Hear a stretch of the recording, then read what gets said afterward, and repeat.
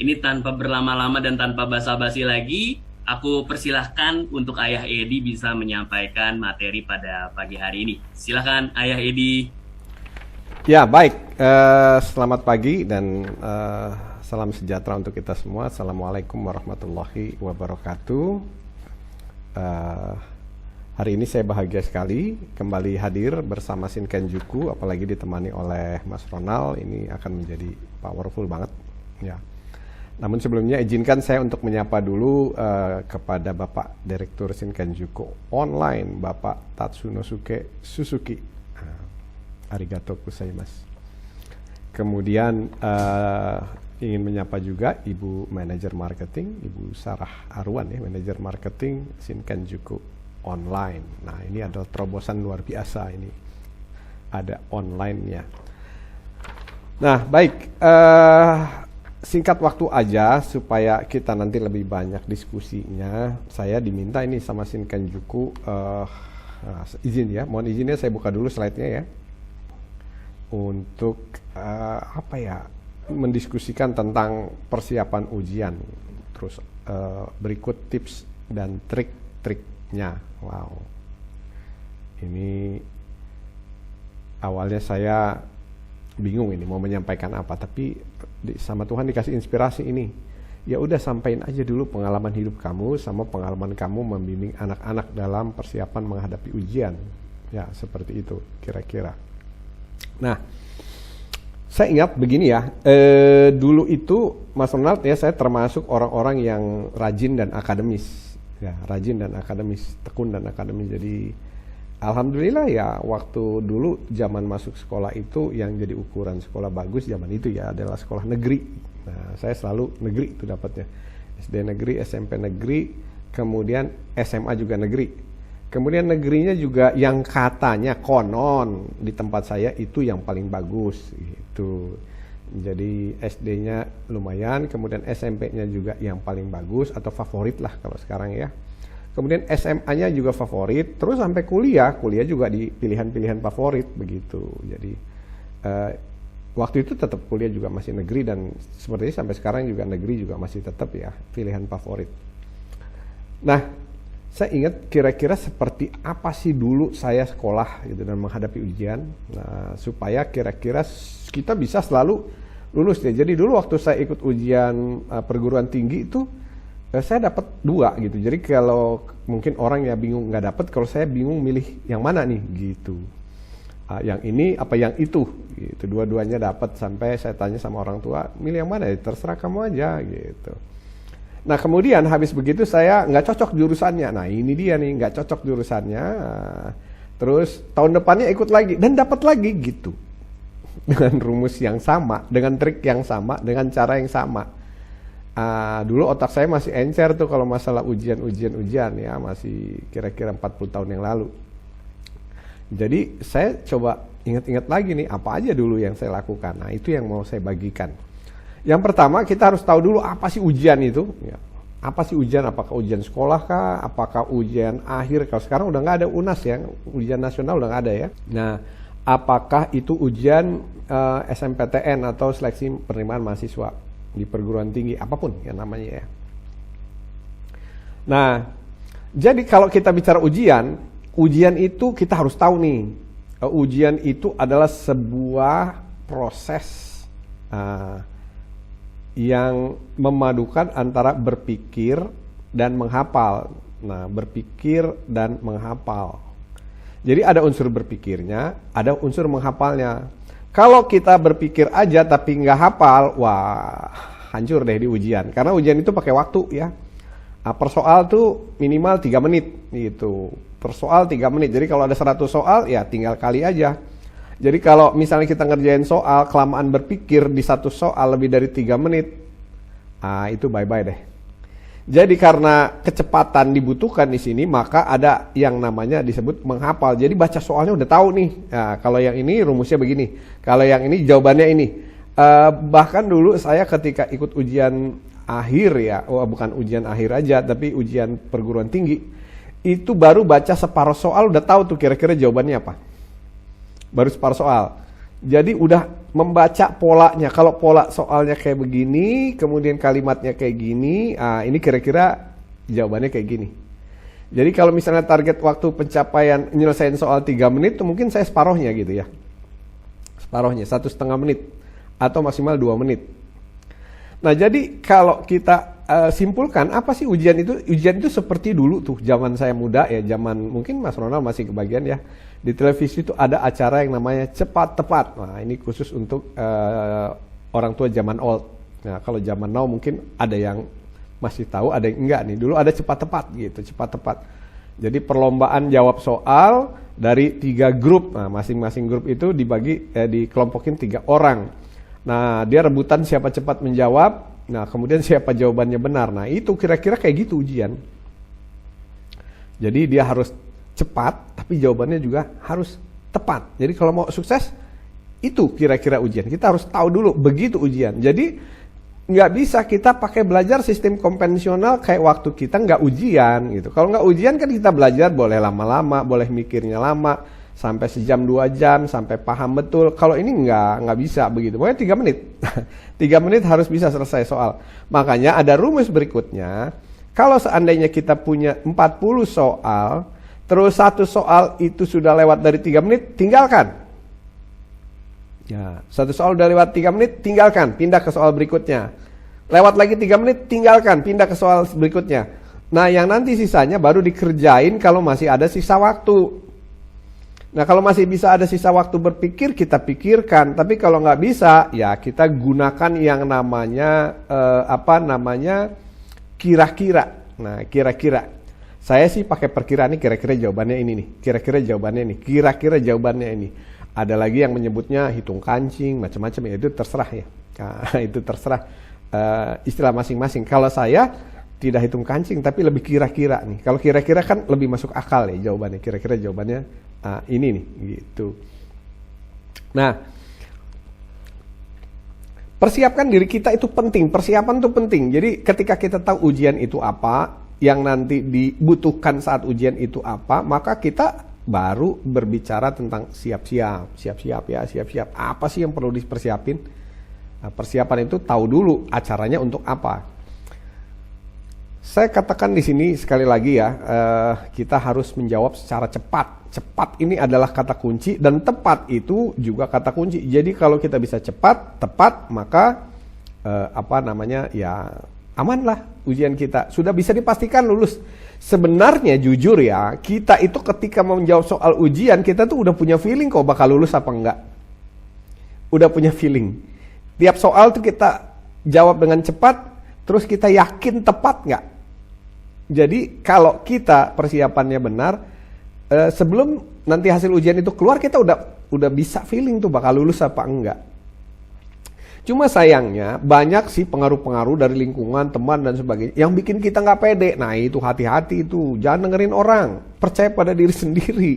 Nah, kalau dengerin orang kita nggak pede. Makanya dulu ya waktu milih kampus dulu ya, milih kampus itu banyak sekali ya. Pilihan pertama itu adalah kampus-kampus yang nggak terkenal ya di daerah, atau pilihan kedua yang nggak terkenal, atau nggak berani, nggak punya nyali karena omongan teman, nggak berani milih kampus-kampus di ibu kota, jadi milihnya di luar kota. Jangan, banyak teman-teman juga yang milih kampusnya di luar pulau loh, gitu. Jadi targetnya bukan apa-apa, ya yang penting diterima, gitu. Yang penting bisa S1. Nah sama dulu juga begitu, saya minder juga karena ternyata yang sering juara kelas di sekolah saya itu milihnya di luar pulau. Waduh, saya bilang begitu. Dia aja milih di luar pulau, apa saya dapat ya? Tapi waktu itu abang saya ngasih semangat, udah nggak usah ikut-ikut orang, kamu percaya nggak? Gitu. Yang penting itu lakukan persiapan dengan benar. Pilihlah saya kampusnya di ibu kota gitu. Dan dapet di ibu kota. Nah, kemudian kalau kita ingin sukses dalam menghadapi ujian yang sekarang ini ada gitu, yang biasa dilakukan sekolah, namanya ujian akademis ya. Ini ujian akademis. Kalau ujiannya bersifat akademis, maka tidak ada cara lain selain tekun latihan soal dan baca gitu. Jadi Mas Ronald nih ya dulu 10 hari atau sebulan sebelum ujian, wah itu saya kerjanya cuma baca aja, jadi kutu buku. Apalagi dulu pas UNAS ya, bukan pas ujian masuk perguruan tinggi. Itu bahkan 3 bulan itu kemana-mana saya bawa soal jawab ujian. Soal jawab nih, yang bukunya tebelnya segambreng itu ya. Kemana-mana saya bawa. Pokoknya ada kesempatan saya buka, ada kesempatan saya baca.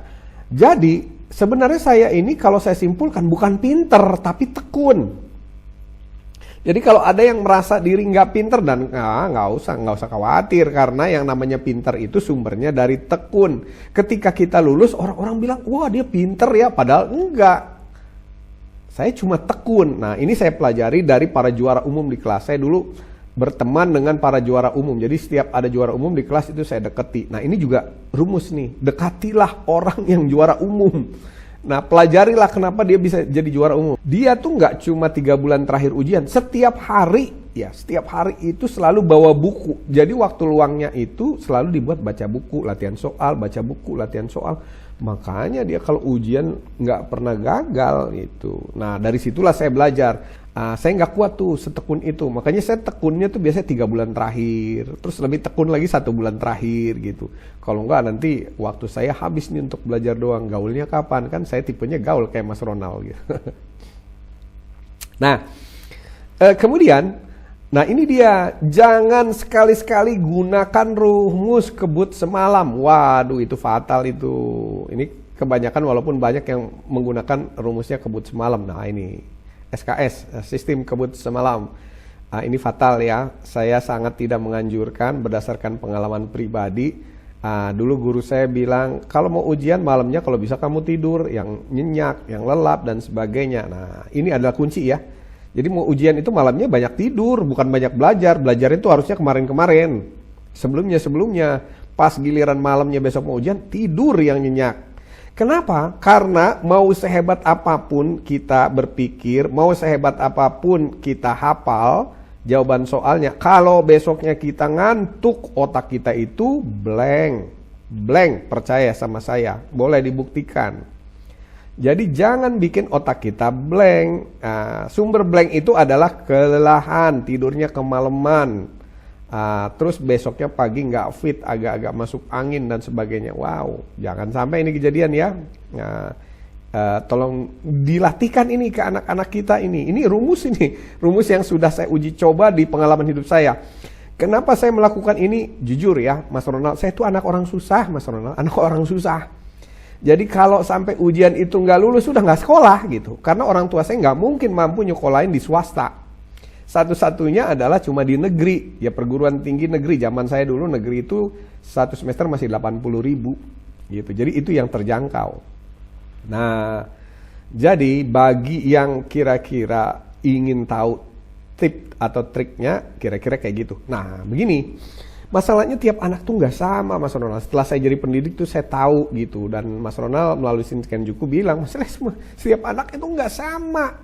Jadi nggak bisa rumus ini berlaku bagi semua. Nah, tergantung apa? Tergantung tipe masing-masing anak.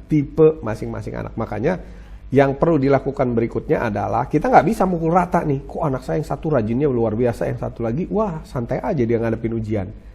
Mau dapat nilainya berapa juga cuek aja dia. Nah ini nggak bisa dipukul rata nih. Jadi saran saya adalah kenali masing-masing anak kita. Itu kata kuncinya. Sepertinya tadi ada sedikit gangguan, Ayah Edi. Ya.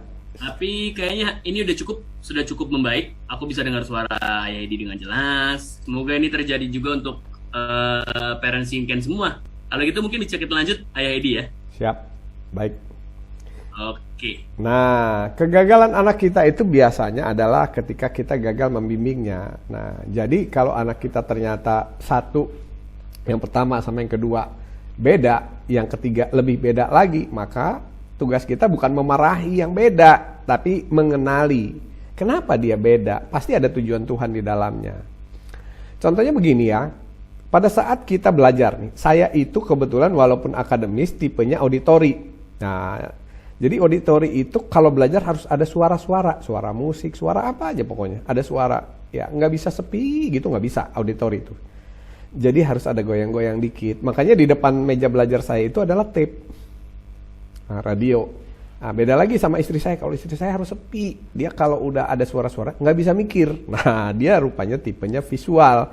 Jadi kita harus tahu nih mana yang auditori, mana yang visual. Kebanyakan orang tua bilang begini, kamu tuh belajar tuh yang tekun, yang fokus. Jangan sambil nonton, jangan sambil dengerin musik. Oh, padahal otaknya dia bekerja dengan cara itu. Gitu. Kemudian, kalau yang kinestetik ini lucu lagi dia. Ini sambil bergerak sebentar di meja, nanti tahu-tahu keluar dari meja, jalan-jalan, muter-muter, terbalik lagi ke meja. Gitu. Kalau enggak dia sambil ngutak-ngutik apa, dan kalau enggak dia ngemil. Nah, ini tipe belajarnya harus pakai ngemil. Nah, jadi kenali gaya belajar anak kita, kemudian fasilitasi. Nah, jadi kalau ternyata dia sukanya ngemil, cariin cemilan yang sehat ya, yang kira-kira membuat dia lebih fit besok paginya, begitu. Nah, ini juga nggak kalah pentingnya nih. Saya kan kebetulan khusus nih sekarang memberikan konsultasi bagi anak-anak yang merasa yang dianggap sebagai anak yang gagal di sekolah nih. Nah, apa yang saya lakukan? Begini ya. Yang pertama adalah anak itu nggak pernah sama diciptakan. Beda-beda. Mas Ronald nih bersaudara mungkinnya lebih dari satu. Percaya sama saya, Mas Ronald pasti beda sama saudaranya, apakah kakaknya atau adiknya. Gitu. Kita punya ponakan juga beda-beda gitu. Walaupun bapaknya sama, ibunya sama, tapi tetap aja beda, nggak ada yang sama. So, anak itu diciptakan dengan tipe khusus. Jadi bukan random, bukan acak, dan bukan kayak mobil gitu. Satu tipe gitu. Nah, jadi pertama coba kita kenali dulu ya, apakah anak kita itu tipe akademis. Akademis ya. Kalau akademis itu suka belajar, ciri-cirinya. Akademis itu suka belajar. Memang ada anak yang diciptakan untuk tipe akademis oleh Tuhan. Tujuannya adalah nanti dia jalur suksesnya itu lewat akademis, lewat sekolah, S1, S2, S3 gitu.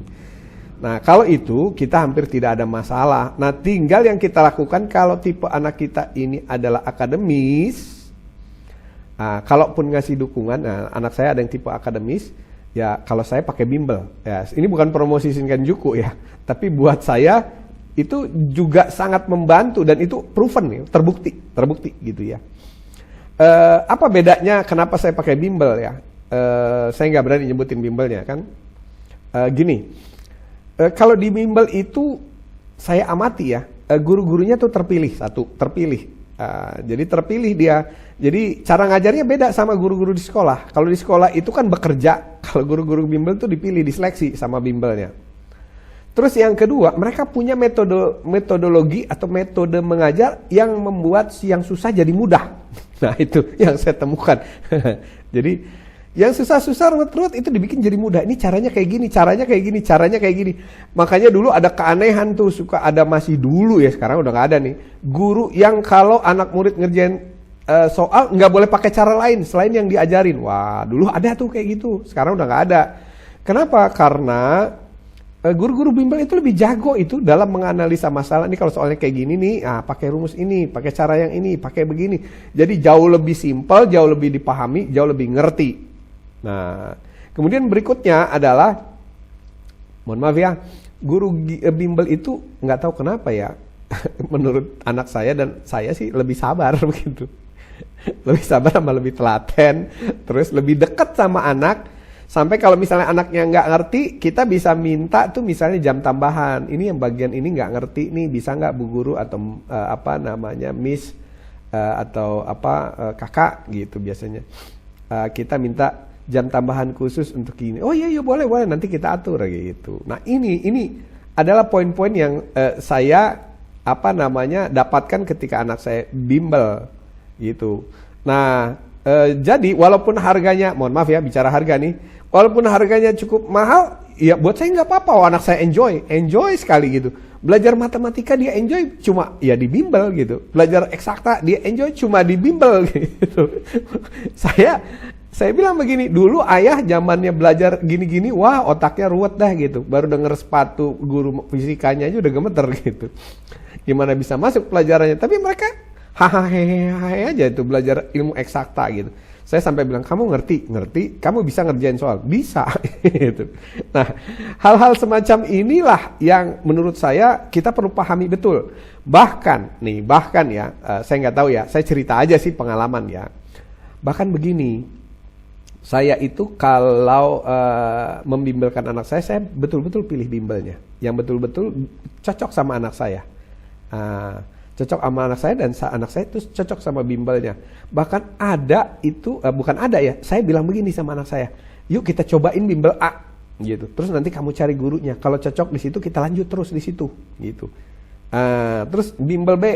Nah kalau misalnya nggak cocok sama gurunya, boleh milih nggak? Maunya sama miss ini, maunya sama kakak ini. Ternyata boleh milih. Wah, disinilah kelebihannya gitu. Mungkin ada pepatah bilang gini, ada harga ada barang gitu ya Mas Ronald.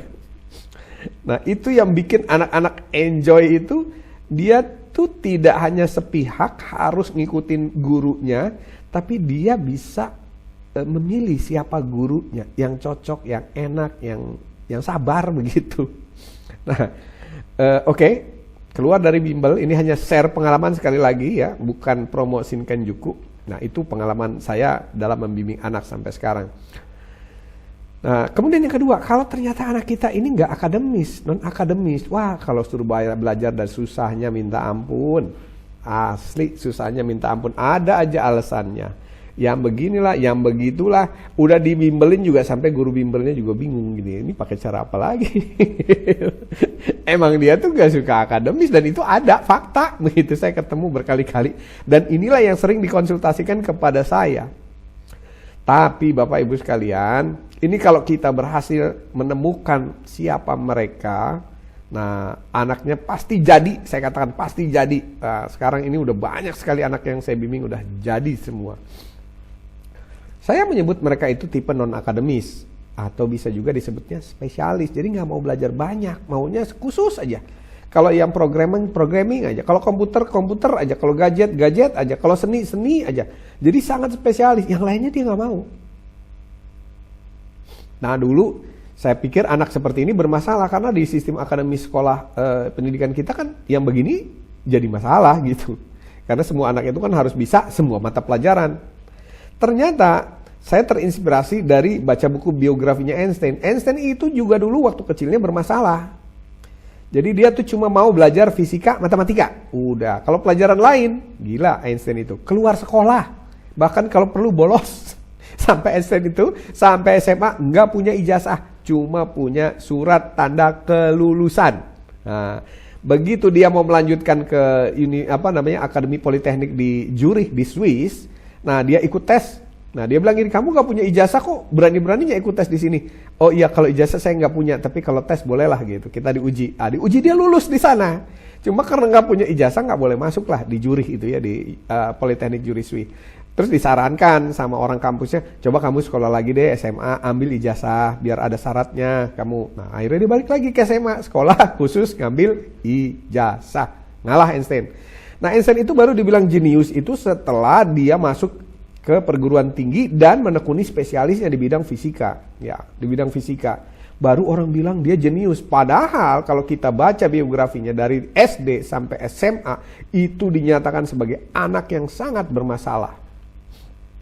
Nah jadi khusus untuk tipe anak-anak Einstein. Nah ini, jadi sekarang udah optimis nih ya, yang anak yang bermasalah. Saya menyebutnya tipe anak-anak Einstein. Yang pertama begini, jangan paksa dia untuk belajar, tapi ajak ngobrol, kamu itu sukanya apa sih? Minatnya apa sih? Senengnya apa? Senengnya kalau ngapain? Nah, habis begitu baru kita tanya, ini kalau yang begini ini nanti kalau gede jadi apa ya? Gitu. Karena ada satu anak yang datang ke saya itu nggak lulus sekolah. Bukan nggak lulus ya, nggak naik kelas 2 kali. Nah karena 2 kali akhirnya dibawalah ke saya sama orang tuanya, karena udah give up orang tuanya. Ternyata ketika saya telusur, dia itu minat terbesarnya belajar ilmu komputer dan spesialisasinya programming komputer. Bukunya setebal-tebal gini dan banyak. Dan dia sukanya belajar bahasa program. Kemudian subspesialisnya adalah security system. Jadi yang tukang buat anti hack dan dia jago jadi ngehack atau pertas. Dia adalah seorang anak ahli pertasan kelas 2 SMP. Sampai akhirnya ketemulah dan dia belajarnya itu sekolahnya jadi homeschooling. Nah udah sekarang jadi jagoan security system yang bayarannya wow luar biasa. Mahal sekali loh. Asli mahal sekali. Karena semua industri sekarang online. Dan setiap online itu pasti butuh yang namanya ahli security system. Untuk melindungi dari pembajak-pembajak. Gitu. Atau pertas-pertas. Nah, jadi ingat ya, yang pertama temukan minat. Ngobrol aja baik-baik, jangan pakai marah. Sayang, nak, kamu sukanya apa sih?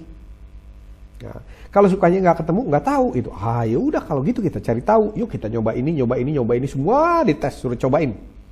Nah kalau udah ketemu, nanti profesinya apa itu namanya? Nanti kalau besar jadi apa? Kalau udah tahu, nanti kalau sekolah itu jurusannya apa? Adanya di mana?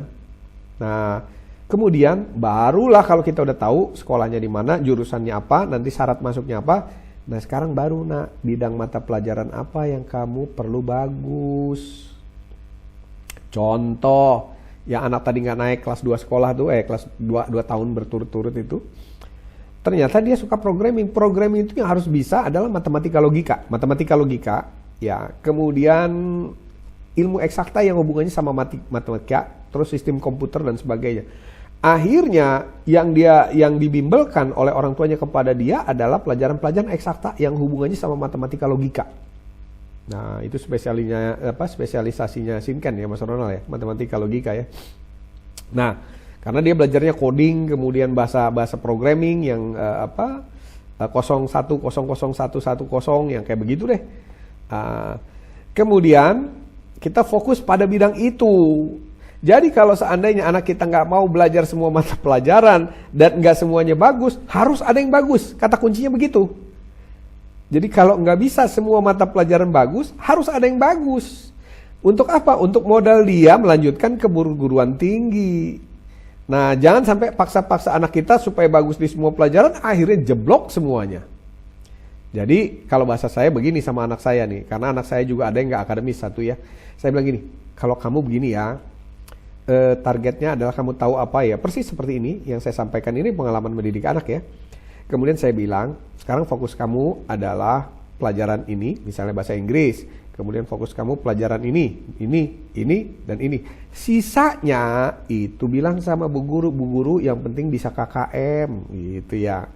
Memenuhi syarat kecukupan minimal untuk dapat ijazah. Apalagi sekarang kita cukup dimudahkan karena nggak ada UNAS, nggak ada ujian nasional ya, nggak ada UAN.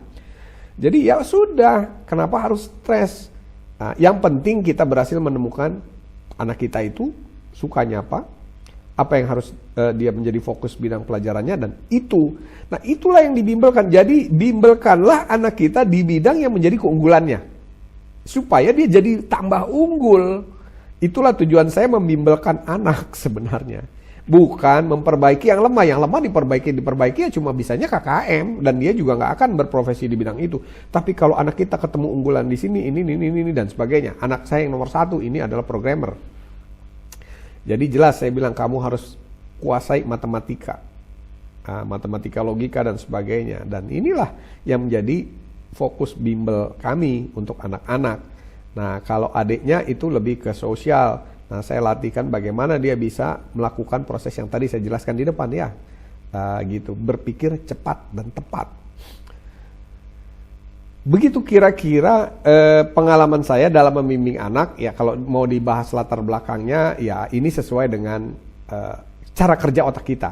Jadi closing up-nya adalah, karena cara kerja otak kita itu gini, Mas Ronald ya. Otak berpikir kita itu ada di bagian namanya neokorteks nih, bagian atas nih, otak berpikir. Jadi kalau ngerjain soal itu yang bekerja itu harusnya adalah otak neokorteks. Oke? Nah, otak neokorteks ini hanya bisa bekerja kalau perasaannya tenang, damai, nggak panik, nggak stres. Nah, panik itu adalah otak limbik atau yang disebut emotion atau feeling brain. Itulah yang menjadi dasar kecerdasan emosi. Jadi siapa yang bisa mengelola emosinya, maka logikanya akan terjaga. Kalau dia tidak bisa emosinya terkelola, maka nanti reaksinya akan diambil alih oleh otak reptil yang ada di bawah. Panik, gemeteran, kemudian nggak bisa mikir. Blank itu adalah karena harusnya yang mikir atas, yang bekerja otak bawah atau reptil. Nah, supaya anak kita tidak mengalami reaksi reptilian brain, Ada dua cara.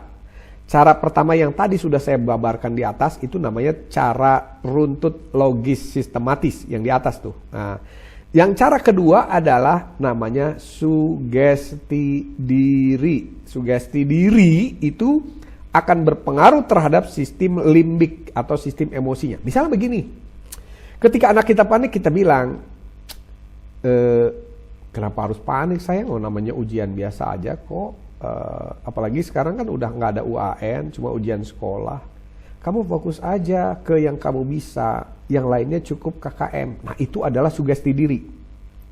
Terus yang kedua, papa, mama, atau ayah, atau bunda yakin kamu pasti bisa. Kalau ngelihat tampangmu sih kayaknya nggak meragukan. Kamu pasti bisa. Itu sugesti diri namanya. Jadi ini yang penting dilakukan orang tua. Terus mensugesti anaknya bahwa dia bisa, dia sukses, dia mampu. Nah, bukan malah sebaliknya. Dulu zaman saya masih banyak nih orang tua yang bilang, ini kamu kok malah tidur? Kamu kok nggak serius belajarnya? Kamu kok begini? Ya, jadi anaknya tuh dengan kata-kata itu disugesti bahwa nanti kamu pada akhirnya nggak akan sukses atau gagal.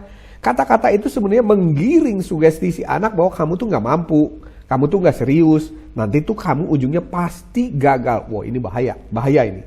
Menurut ilmu hipnosis atau NLP ya, Neuro Language Programming, jangan pernah kita mengsugesti anak kita dengan kalimat-kalimat yang kita tidak sadari yang menggiring dia berkesimpulan bahwa gue pasti gagal. Ini yang banyak terjadi, makanya saya kombinasikan sekarang ketika memberikan konsultasi kepada orang tua, saya babarkan yang di atas tadi cara-caranya secara teknis, habis begitu saya sugesti orang tuanya supaya dia yakin anaknya pasti sukses. Nah, supaya orang tuanya belajar mensupport dengan kalimat-kalimat sukses, dan betul kejadian gitu, dari anak yang mogok sekolah dapat beasiswa di Jepang, S1, S2 sekarang, sudah S3 sekarang. Baru 22 tahun umurnya, udah S3 di Jepang, bekerja di Jepang. Itu paling fenomenal. Saya ada talkshow-nya di YouTube. Kalau nggak percaya, di sana cari. Nah, ada orang tuanya, saya ajakin bertestimoni. Begitu kira-kira, Mas Ronald, ayah bunda, papa mama, apa yang bisa saya sampaikan. Jadi kalau masih ada yang perlu didiskusikan, ayo kita diskusi. Kita ngobrol bareng buat kemajuan dan kesuksesan anak kita. Sekali lagi, saya ucapkan terima kasih. Silakan, Mas Ronald. Ada banyak. Tenang Ayah Edi, ada banyak pertanyaan yang udah masuk nih Ayah Edi. Pastinya akan kita bahas. Tapi nge-refer dulu ke statement di awal tadi Ayah Edi. Kalau Ayah Edi waktu itu tes sampai bingung untuk milih perguruan tinggi yang mana. Ya. Saya waktu itu milih perguruan tingginya ada sekitar 3 perguruan tinggi negeri. Ujung-ujungnya saya yang bingung, gak ada yang milih saya tuh perguruan tingginya. Gak ada yang jebol Ayah Edi. Tapi memang pada waktu itu saya lumayan tingginya itu di bidang non akademis. Karena waktu itu memang saya sempat jadi juara nasional band se-Indonesia, band SMA. Kalau Parents in Can atau Ayah Edi pernah dengar Indomie Jingle Dare? Iya. Juaranya band saya. Tapi memang pada saat itu memang dari guru-guru dan orang tua pun menilai bahwa oh yaudah Ronald dan teman-teman bandnya ini secara akademis memang cukup AKM aja seperti yang tadi Ayah Edi sampaikan gitu ya. Cukup agar kena KKM, cuman waktu itu memang saya masih lumayan di dalam tanda kutip diribetin dengan adanya UN, ada standarisasi nasional yang harus kita capai di situ. Gitu. Memang tapi secara puji Tuhan alhamdulillahnya guru-guru dan orang tua mensupport agar secara akademis kita nggak sampai gagal di situ. Kita bisa mencapai satu titik yang sudah menjadi standar KKM tentunya, Ayah Edi. Nah itu dia, Mas Ronald. Ini Mas Ronald adalah testimoni hidup ya, testimoni hidup dari apa yang saya sampaikan tadi ya. Jadi kalau kita berhasil menganalisa sejak awal, Mas Ronald ini mungkin dulu hidupnya nggak stres, bahagia pasti dia. Dan orang tuanya pun akan bahagia. Kenapa? Karena menurut saya ini dari wajahnya semua ya, alis matanya dan sebagainya, itu memang didesainnya bukan untuk eksakta, didesainnya untuk sosial. Dan sosialnya itu adalah human, jadi dia tuh human interaction kelebihannya. Makanya kelak profesinya itu adalah yang hubungannya sama human interaction. Bisa communication, bisa marketing, bisa PR, bisa moderator. Makanya kalau dikasih job-job yang kayak gini, lihat aja hasilnya acara ini kan rame. Gitu. Jadi nggak perlu takut nih parents in Can semua kalau misal akademis anaknya kok kayaknya jelek, udah dipus kayak gimana nggak pernah dapat nilai 100. Mungkin kita sebagai orang tua yang kurang menggali nih, anak kita senangnya di mana, potensinya di mana. Seperti itu Ayah Edi ya. Kurang lebih begitu. Siap. Ayah Edi, ini udah ada sekitar ada 21 pertanyaan yang Wah, masuk. Masya Allah, luar biasa. Tapi, luar biasa. Tenang, mantap. 21 ini akan tetap dapat door prize dari Shinkenjuku pastinya. Wow. Luar biasa kan? Baik sekali. Dapat door prize, tapi mungkin karena keterbatasan waktu, aku izin pilih 3 pertanyaan kali. Ayah Edi, boleh, ya? silakan. Tapi Boleh. satu-satu dijawab ya. Saya orangnya pelupa Iya. soalnya. Siap. Oke, ini lumayan